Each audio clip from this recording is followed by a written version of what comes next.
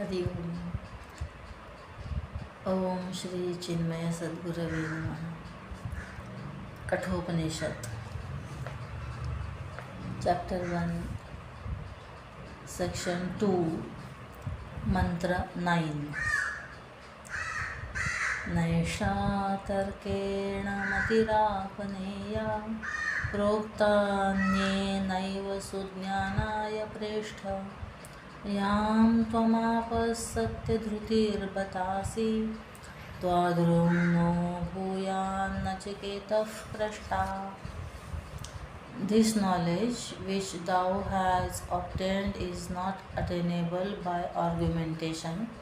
It is easy to understand it, O dearest, when taught by a real teacher who beholds no difference between oneself and another. Thou art fixed in truth. May we have, O Nachiketas, an inquirer like thee. This is probably the first time when Lord Death, who has all along been choked with appreciation for his great disciple, has come to compliment the boy quite directly.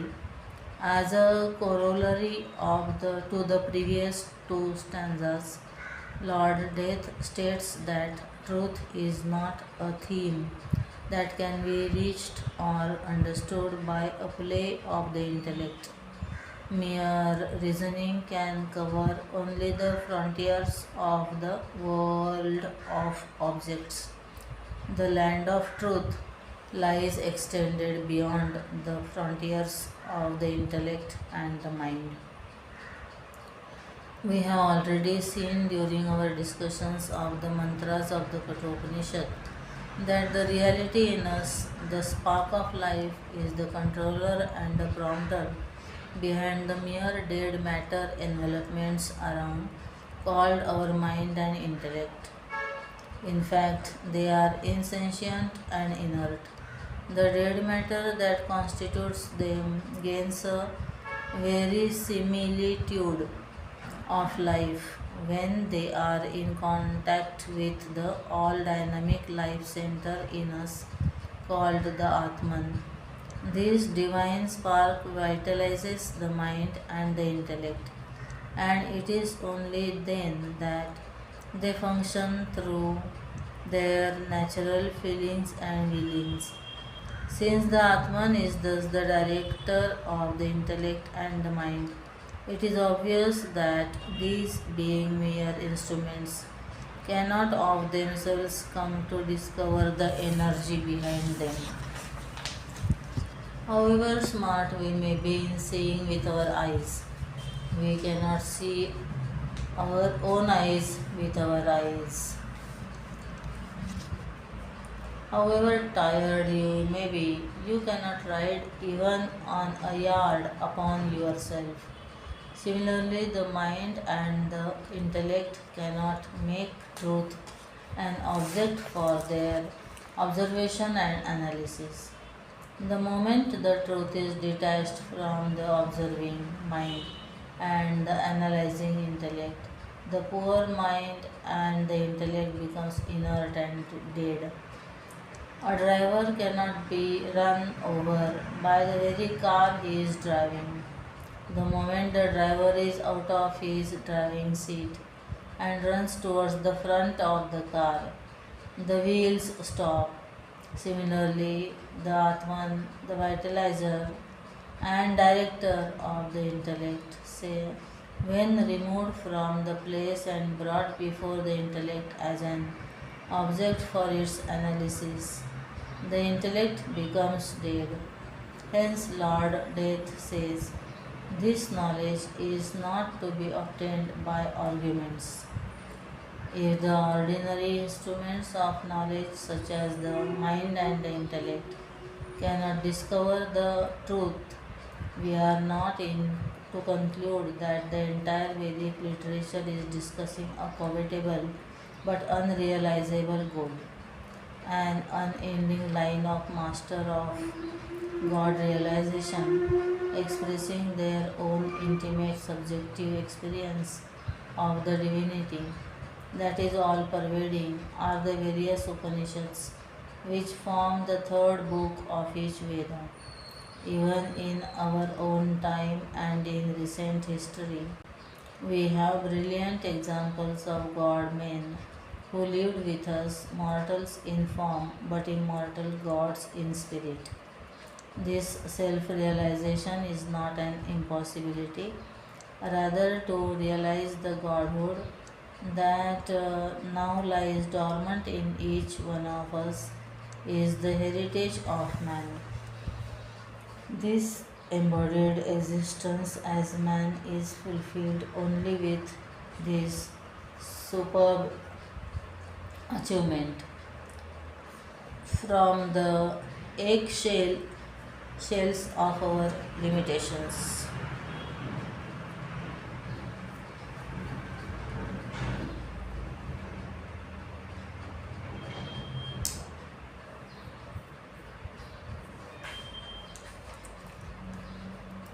We can through we can through a scientific process of self purification and growth grow out into the stature and dimension, might and power, wisdom and perfection of God. Reaching this state of perfection is the accomplishment of the goal, the evolution, and man is great in the sense that he alone has the instruments necessary and the powers of application required for hastening nature's own slow process of evolution. In this perfection is If this perfection is achievable, what is the import of Lord Death's words that truth cannot be known by the intelligence? This inability of our intelligence is explained in the second half of the first line, that it is to be thought of in various ways. If we bring into the realm of philosophy only our gross intellect to conceive and to visualize, there can be as many different conclusions as there are heads that come to play upon this question. Nachiketas has stood all the trials and he has been found to be the fittest candidate for instructions in Vedanta, such as Lord Death says, "You have already reached the goal of Brahma Vidya." Although even the first lecture on the topic has not yet been given out, the actual delay in self realization is only in gaining by ourselves for ourselves the required inner purification. If once this is gained and the seeker is thus completely conditioned, the actual flight into the realms of experience in Godhood is but an efficient gliding through a thrilled silence of self discovery. The stanza concludes with a prayer rising from the very bottom of the kind heart of Sri Dharmaraja, and he says, "May we have many enquirers like thee." This is the ardent cry of all true teachers who are blessed with innate and irresistible missionary zeal. With this ideal in mind, when we look around, if we can really see a true teacher among our schoolmasters, it is a sad commentary on the disgusting fall of not only the teacher class but also on the very spirit of the community of the taught. These are the days when the very schoolmasters strike work demanding more pay. Naturally, the world of students also must come to look down upon the teachers as their paid servants who shall serve their paymasters, the taught, as it pleases them. जानाम्यहं सेवधिरित्यनित्यं न यद्ध्रुवैः प्राप्यते हि ध्रुवं तत् ततो मया नाचिकेतश्चितोऽग्निः अनित्यैर्द्रव्यैः प्राप्तवानस्मि नित्यम् 10.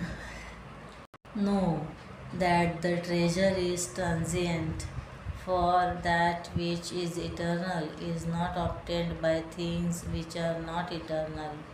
Therefore, yet the Nachiketa's fire has been propitiated by me with the perishable things, and I have obtained the eternal. In paying tributes to his great disciple, Lord Death is here, comparing his own past foolishness, which of course he, in his newfound wisdom, has got over. Though he has to suffer yet for long for his wrong actions committed in the past, he admits that he knows the perishable nature of the Shivadhi treasure, meaning the fruits of actions. Karma is done with the help of things which are in themselves perishable. Anything that is made or resulted out of things perishable can produce but a fruit or a result which is equally perishable. Out of a mass of mud, it would be futile for us to hope to make even tiny ornament of gold. Man, wishing for an unending and limitless joy, pursues the path of good and performs sacrifices advised and sanctioned by the Shastras. Here, Lord Death is hinting at the ephemeral nature of even the ethereal joy when it is compared with the truly eternal and the infinite. The offices of Indra, Sun, Moon, Varuna, Agni, Vayu, etc., who were the only gods of form known to the devotees of the Vedic period, are all appointments given to such egocentric jivas who, during their existence as mortals, have pursued such life and performed such actions with a desire to gain these appointments, padavis, and so in order to enjoy the fruits thereof, they have come to identify themselves to be these office bearers. This is the general philosophic belief of all schools of philosophy, especially of Vaisheshikas. Lord Death is here providing the source of authority for his belief of our philosophers when he says that he has in his mortal days performed the Nachiketa's sacrifice and has therefore come to adorn the chair of Lord Death. I have obtained the eternal. It is only a relative eternity that is meant here, compared with the hourly death in the mortal plane. The office of Lord Death, which is generally continuous and unbroken till the deluge pralay, is eternal indeed.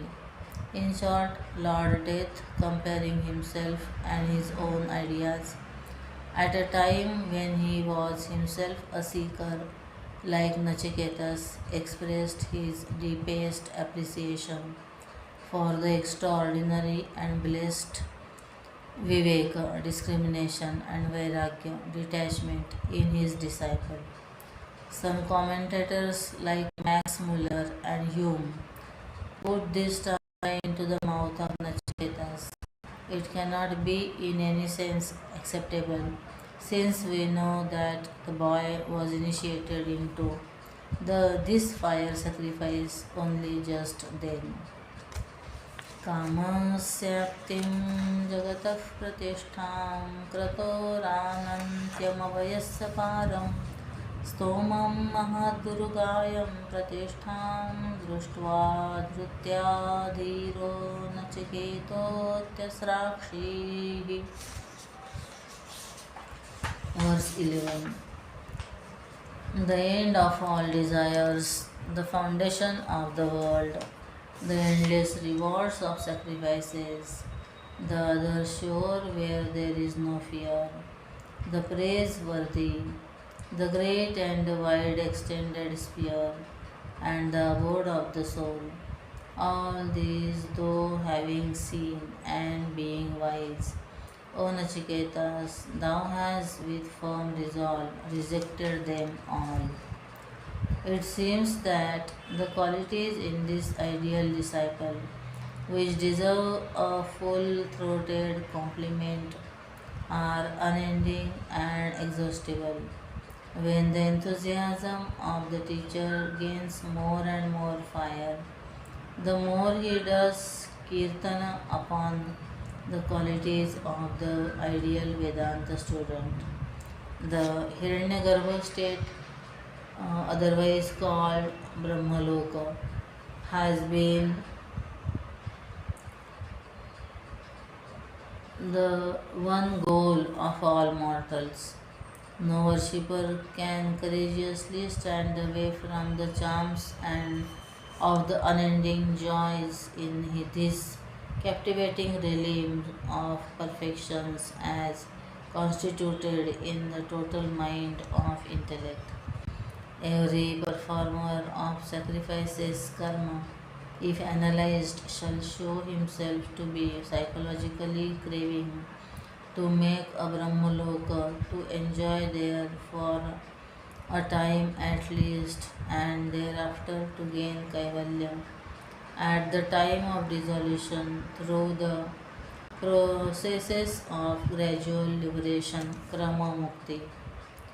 Lord Death is surprised here to on seeing that his disciple is not tempted even by the subtlest of joys, which is which a mortal can hope to enjoy through sense organs available in the Brahmaloka. The various adjectival phrases used in the stanza all go to qualify the state of Hiranyagarbha, the state of all the universe. The Hiranyagarbha state is the first emergence of the manifested world from its unmanifest condition. To compare this with a parallel would be to say that the total mind state is the sprout that peeps out at first to begin its career as a tree from its unmanifest condition in the seed. In this case, just as we can see that sprout is the support of the seed, similarly, the grosser manifestations constituting the universe are said to be supported by the state of Hiranyagarbha. The entire world of Adhyatma bodies, Adhibhuta element, and Adhideva God are supported by the Hiranyagarbha. The wide extended Urugayam, the term wide going, is used in Rigveda as an epithet for Soma, far striding, for Vishnu, and the wide opening glory of the early dawn. According to Shankar, that which is sacrificed and rejected by Nachiketas is the Hiranyagarbha, the total mind identification. Though this Hiranyagarbha idea is first mentioned in the famous creation hymn Purusha Sukta of Rigveda as the firstborn in the creation process, this idea never developed as we have it in later Vedanta Shvetashvetar Upanishad during the early Upanishads, and therefore Shankara's reading can be considered as an anachronism if we view Kathopanishad as separate from the later Upanishads. Being intelligent, has thou rejected them all.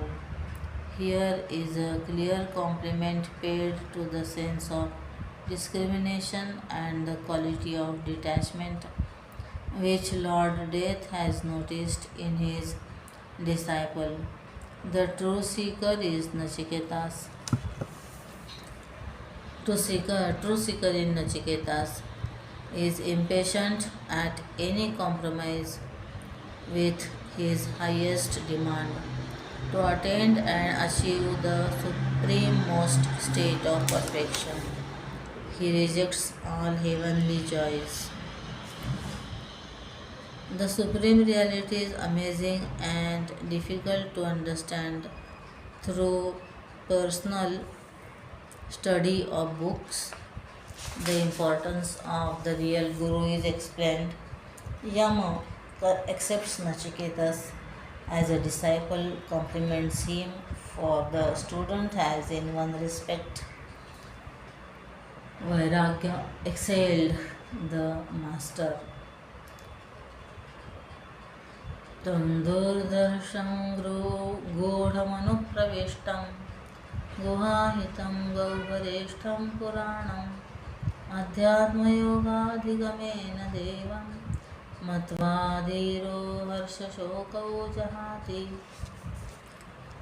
The wise sage renounces joy and sorrow by means of meditation on the inner self, recognizes the ancient who is difficult to be seen, is hidden in the cave of the heart, dwells in the abyss, is lodged in the intelligence, and seated amidst miserable surroundings indeed, having rejected the state of Hiranyagarbha, upon which should a true seeker's heart be fixed. Is there anything subtler to be realized whereby a greater perfection can be achieved? These questions naturally rise up in the mind of any student who is pursuing a study of Kathopanishad. And with the teacher's answer to these questions starts the real Upanishad. With this stanza starts the entire discussion of the theory and the technique of self-perfection.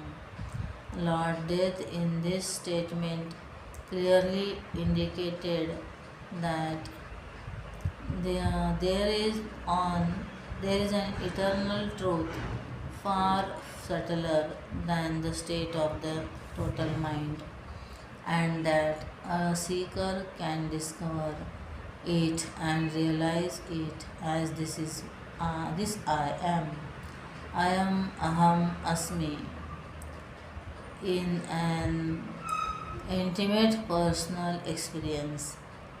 The various descriptive phrases used in this stanza indicate this truth factor, which is the real essence and the real entity behind the essence of ahankar, ego, in each embodied soul. Puranam, ancient. The truth principle that controls and directs the matter envelopment constituted by the body, mind, and intellect, etc., is indeed ancient. Therefore, because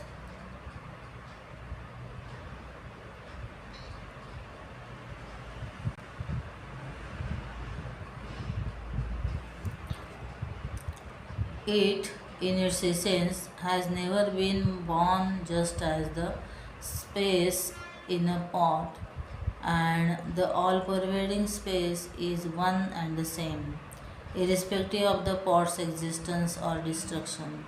So too, the pure consciousness or the light of wisdom, as such, has neither been ever born nor will it ever know any decay or death.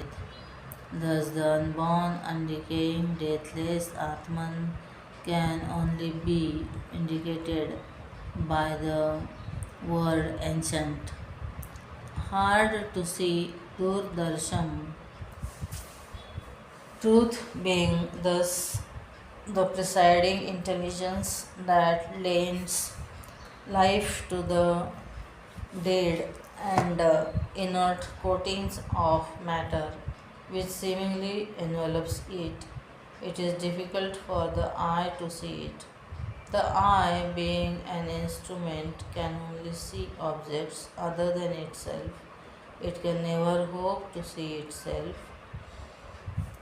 A telescope cannot be used to viewing the very eye of the observer himself. In this sense, the controller and director of the eye, the Atman, cannot be seen by the eye. It is to be noted here carefully that in negating the capacity of the eyes to see truth, the intention of the Shruti is to negate the capacity of all other sense organs, namely the mind and the intellect, to visualize, feel, or know the subtle truth as an object. In short, truth realization or Ishwar darshan is not earned through the same process as those by which we see an object,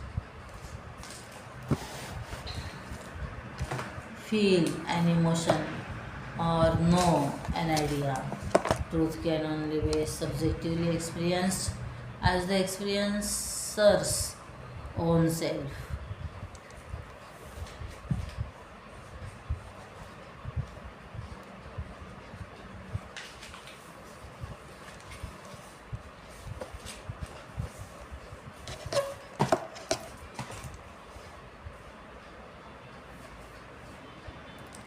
Lodged in the innermost recess, certainly, to limit the all pervading Atman as lodged in the innermost recess is to deny it. But Lord Death is no blasphemer, and Shruti is not the work of Inger soul. By using this epithet, the Upanishad is not denying truth, any existence outside, but the means to indicate that it is the subtlest principle in us. The grossest matter envelopment, the fleshy body, is the outermost covering. Still within, as it were, is the prana, the vital air, and certainly we know that the prana is subtler than matter with form, subtlety being measured always with reference to its greater pervasiveness, vyapakatvam. Subtler than the prana is the mind, since if the disturbances created by our prana can influence a larger area about us than the space occupied by our body. The thought disturbances which our minds can create are certainly much more. Thus, the mind is conceived by of us residing in a deeper point within us than the area covered by the prana. Compared with the mind, prana, and body, we have the still subtler, hence a deeper point covered, covered by the governed by the intelligence. Still deeper is the bliss sheath. The Atman or the truth, the source of all life in us, the spark of the divine touch that vitalizes, controls, and directs all the above mentioned five sheaths, constituted merely of the inert matter, must necessarily be the subtlest of the subtle, hence occupying the holy of the holies in us. It is in this sense that the Shruti says here that the truth or Atman resides in the innermost recess. This is equivalent to saying that water resides in ice and steam lies in the core of the water, hidden in the cave of the heart. It is an ancient Aryan concept sanctioned by the Vedas and acceptable even today that the cave of the heart is the seat of true intelligence. To a modern microscope gazer whose philosophy rises no higher than the principle of see to believe, this statement may read absurd. For him, intelligence is lodged in the brain. But if we walk from the laboratory to the library and listen to the opinion of great authors of what true intelligence is, we shall even today and thinkers, in short, all but the matter of fact scientists roar in unison that enduring thoughts can bubble up only when an intellect is sweetened by the syrup of the heart.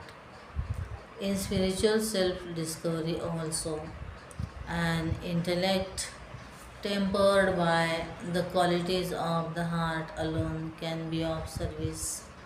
And this truth is pointed out by the general acceptance of the Vedas that intelligence resides in the cave of the heart and self realization is gained through a controlled application of a happy synthesis of both the head and the heart, seated amidst miserable surroundings, Gauhareshtam.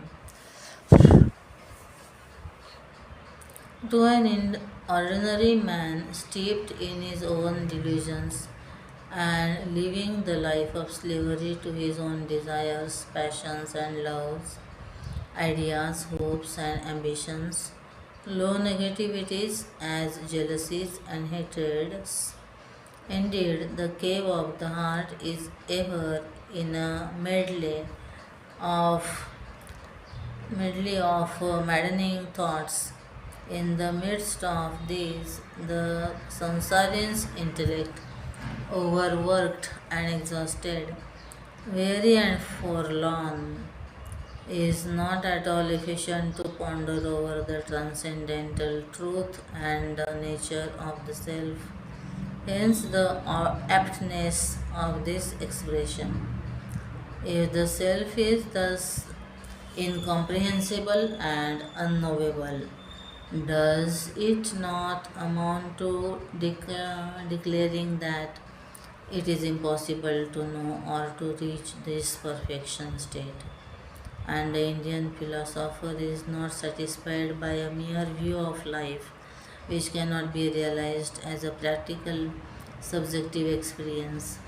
In this very stanza, true to the spirit of the Indian thought and practical ambition of the Aryan seekers, therefore, there is a pointed declaration of the way of life or or a technique by which seekers can come to experience this state of all perfection, the selfhood or the godhood.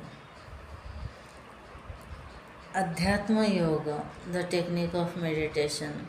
This is the only place where this word appears in this Upanishad, and so it is very difficult to ascertain what Yama meant by it.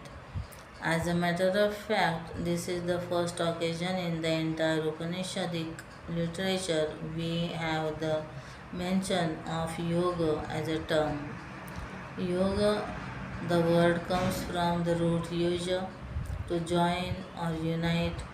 Earliest usage of this root was in the sense of to yuk horses, to yoke horses, bulls, etc. It is later on that the word developed into a complete Shastra, and today it has a meaning of exertion, of disciplined activity of the body, and with reference to the mind, it means concentration or control through meditation. Shankar therefore combines both these meanings and says yoga is deep meditation samadhan with thoughts withdrawn from external objects. In this initial stage of its career, yoga, as used in Kathopanishad, indicates a positive meaning of meditation, while in its later history, as in Patanjali Yoga Sutras, it has gained almost a negative aspect, namely sense suppression and a morbid retirement from bodily activities. The impossible is achieved through the process of self perfection called meditation. Meditation is the process by which a purified mind and therefore a highly concentrated mind is brought to contemplate exclusively exclusively upon the nature of the Atman through a total avoidance of the mind wandering into any other object of contemplation. This process of making the mind think solely through an appointed channel of thinking to the total effective exclusion of all dissimilar thought currents eroding into disturb the muddy and planned channel of thought can be successful only when the mind of the meditator is weaned away from all its negativities. Such a successful meditator, meditating long upon the nature of truth as evident within himself in the sacred spirit of his practices, comes to gain an intimate subjective experience of Godhood. Though the ordinary means and methods of getting our day to day objective knowledge are not available in seeking or knowing or realizing truth, there is a special method by which we can develop our powers of intuition, which are now lying dormant in us beneath the thick layers of our own fattened incrustations, and by which we can experience the Atman. This technique of communion with the Self is the exact significance of the word Adhyatma Yoga here.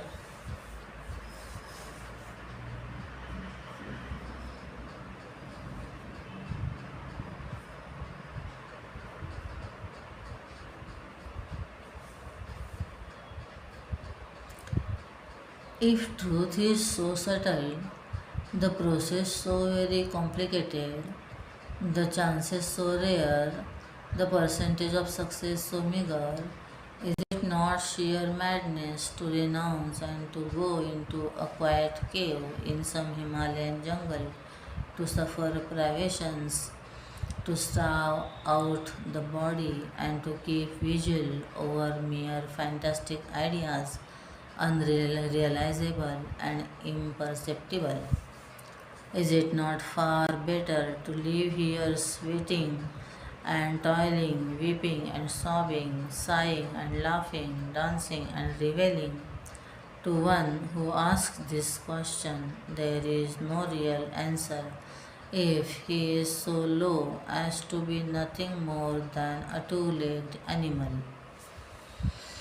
Not even the crudest of religions dares to serve such a low worm man. How then can Brahmavidya, which is the last textbook in religion meant to guide a full man to the very state of godhood cater to the worm man.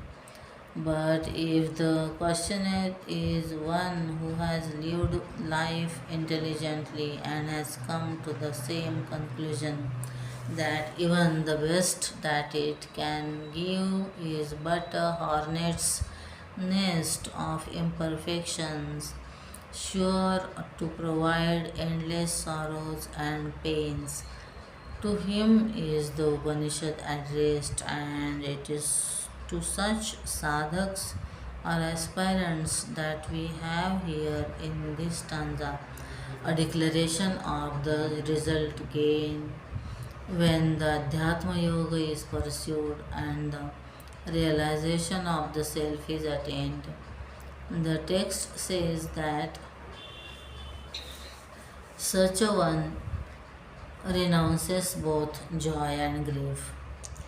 The ammunition hall of Sansar is stacked with the pairs of opposites, dvandvas, such as heat and cold, joy and sorrow, success and failure, praise and insult, and so on. The self perfected saint or sage, in his experienced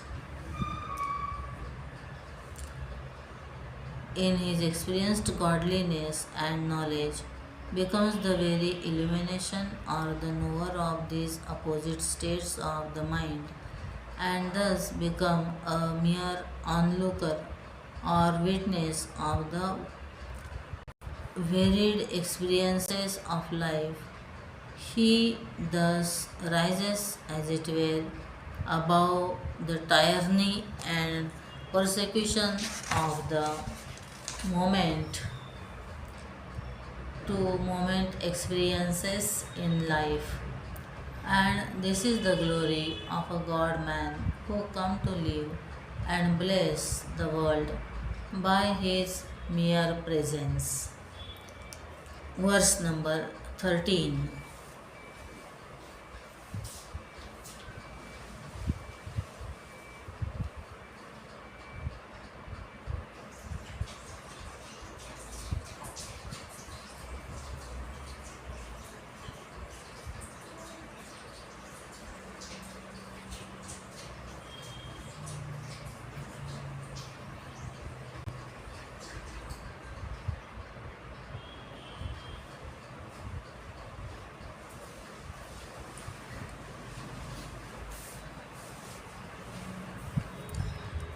एतच्छ्रुत्वा सम्परिगृह्य मर्त्य प्रवृह्य धर्म्यमणुमेतमाप्य समोदते मोदनीयगं हि लब्ध्वा विवृतं सद्मनचिकेतसं मन्ये. Having heard and well gasped this, the self, the mortal abstracting the virtuous Atman, and attaining this subtle self, this intangible spirit, rejoices because he has obtained that which is the cause for all rejoicing. I think that the abode of Brahman is wide open for Nachiketas.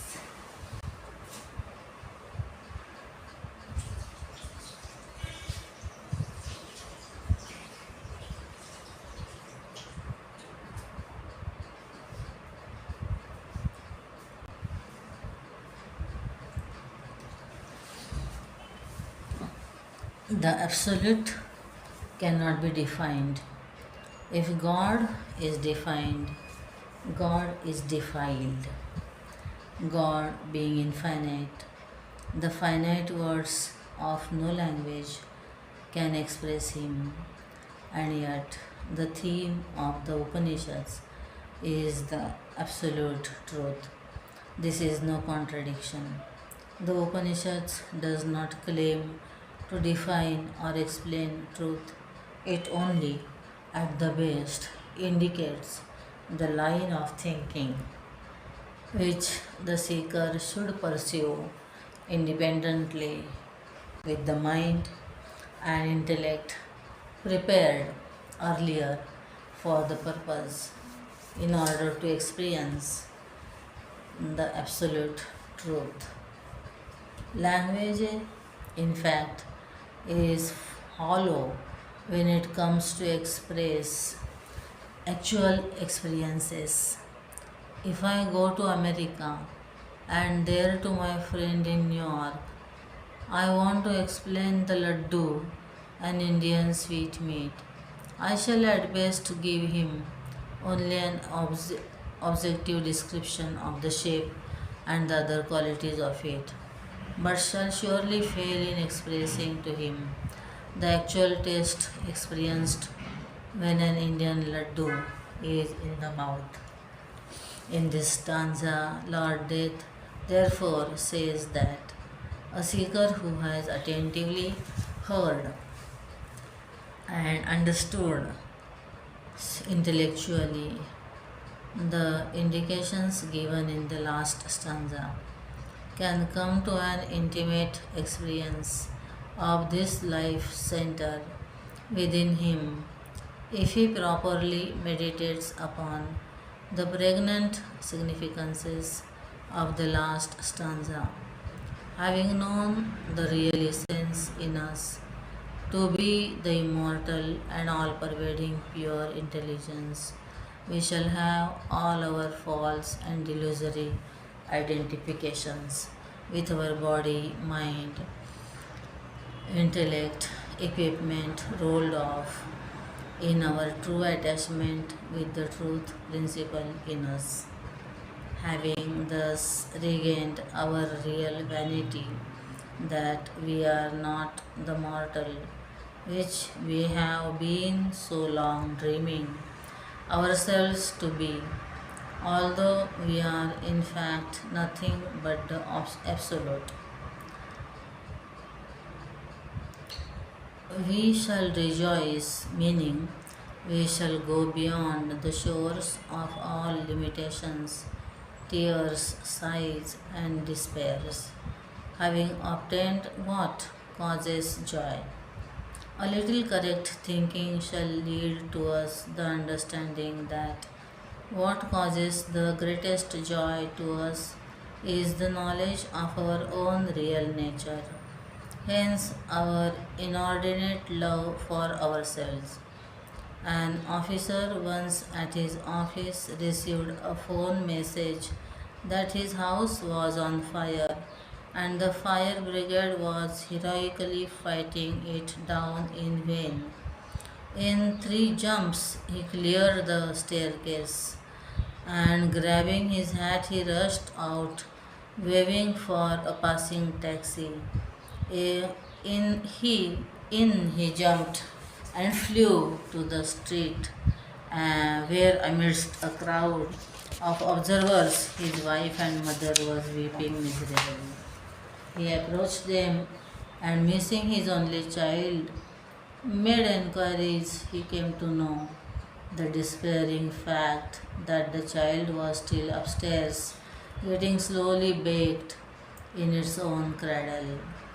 The officer standing there on the street cried out his despairing heart, "Is there not a single obliging soul in this crowd who will go into the house and bring out the child? Save my child, I shall give you a big present, nay, I shall give you all that I am today worth in this world. I want no money, I want only my child, save my child." The officer moaned, "Is there none? Won't any one of you oblige this poor father, save my child?" None came forward, and the officer got his child burnt. Though the father sincerely loved the child, probably more than what the ordinary fathers would love, yet he himself never for a moment thought of walking into that burning house, rushing through the flaming rooms, and snatching his dear son away from the cradle. The father loved his own person more than his only son, for the sake of whom he was certainly ready to sacrifice his all except himself. The father instinctively felt that the son was but a poor hostage for his own life.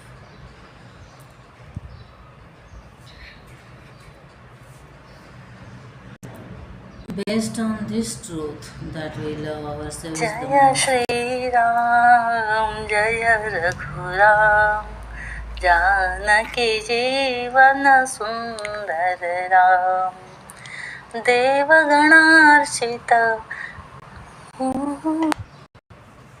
जय श्री राम जय